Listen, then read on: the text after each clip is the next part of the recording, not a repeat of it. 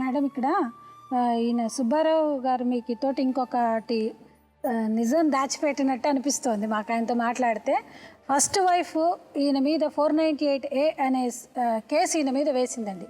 అది ఎవరెవరి మీద వేసిందంటే వాళ్ళ అమ్మగారి మీద, వాళ్ళ సిస్టరు. అంటే ఏ వైఫ్ కూడా పిల్లలు పుట్టలేదన్న ఒక కారణంతో మామూలుగా అదొక్కటే కారణం అని ఇందాక మేడం మిమ్మల్ని తరిచి అడిగినప్పుడు మీరు ఏమన్నారు, అదొక్కటే కారణము అని అన్నారు. అదొక్కటే కారణం అన్నప్పుడు మీ ఇద్దరు కూర్చోవచ్చు, మీరిద్దరు మ్యూచువల్గా విడిపోవచ్చు. కానీ అది కాకముందే మీరు ఆ అమ్మాయి 498 అనేది వేసింది.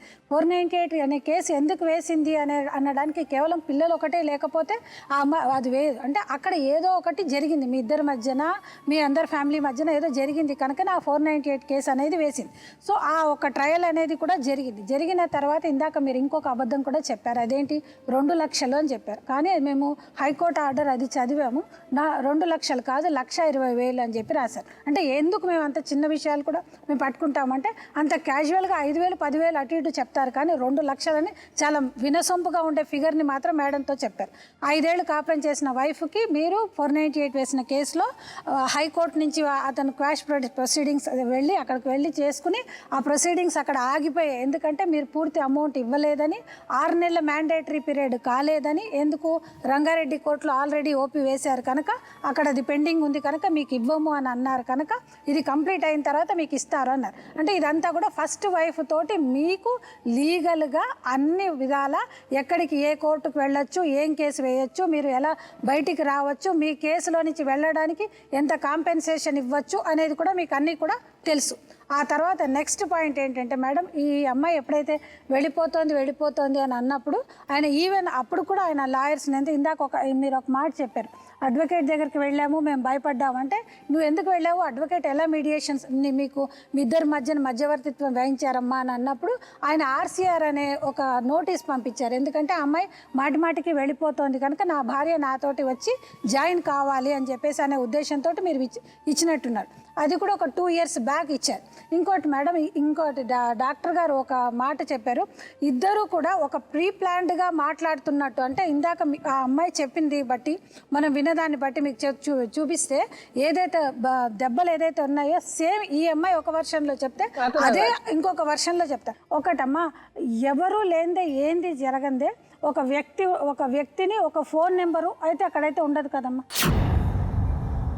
ప్రతిసారి కూడా ఎవరో ఒకరు ఉన్నారు, ఒక మీ ఇద్దరి మధ్యన ఒక రిలేషన్షిప్ ఉంది అని ఆయన ప్రతిసారి అంత గట్టిగా చెప్పినప్పుడు, ఎందుకంటే నువ్వు 3 సార్లు కంప్లైంట్ ఇచ్చానని కూడా చెప్పావు.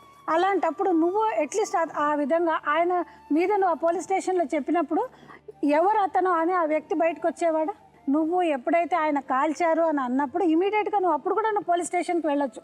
ఎందుకంటే నువ్వు 3 సార్లు కంప్లైంట్ ఇచ్చావు అని అన్న తర్వాత పోలీస్ వాళ్ళ ముందు నువ్వు చెప్పొద్దు అని అన్నప్పుడు ఎవరు ఏ పోలీస్ వాళ్ళకి మీరు అబద్ధం చెప్తున్నారో నిజం చెప్తున్నారో అని గుర్తుపట్టలేనంత వాళ్ళైతే కాదు కదా. ఏదో ఒకటి జరిగింది కనుక చూసి చూడనట్టు నువ్వు చెప్పిన, అంటే ఆయన మిస్సింగ్ కంప్లైంట్ లాంటిది అది ఇచ్చినప్పుడు ఏదో ఒక ఆధారం వాళ్ళకి దొరికింది కనుక మీ ఇద్దరిని కూర్చోబెట్టి సరే కలిసి ఉండండి అమ్మా అని చెప్పేసి.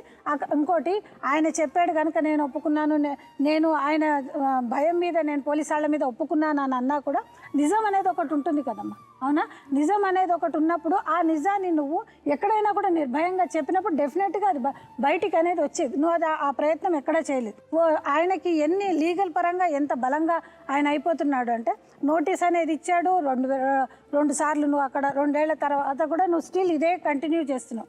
ఇంకొకటి మేడం, ఆయన ఏం చేస్తున్నారంటే ఈ నోటీస్ ఇచ్చేసి అమ్మాయి అక్కడ ఉందని చెప్పేసి ఆయన నెంబర్స్ ఏవైతే ఉన్నాయని చెప్పి ఆయన పెట్టిన ఎలిగేషన్స్ ఏవైతే ఉన్నాయో రేపొద్దున ఆయన వేసే ఏ స్టెప్కైనా కూడా ఆయన చాలా బలంగా ఉంటాడు. ఇంకొకటి ఇక్కడ ఏమైపోయింది మేడం, ఇందాక అమ్మాయి చెప్పినట్టు ఆయనకు అన్ని లీగాలిటీస్ తెలుసు.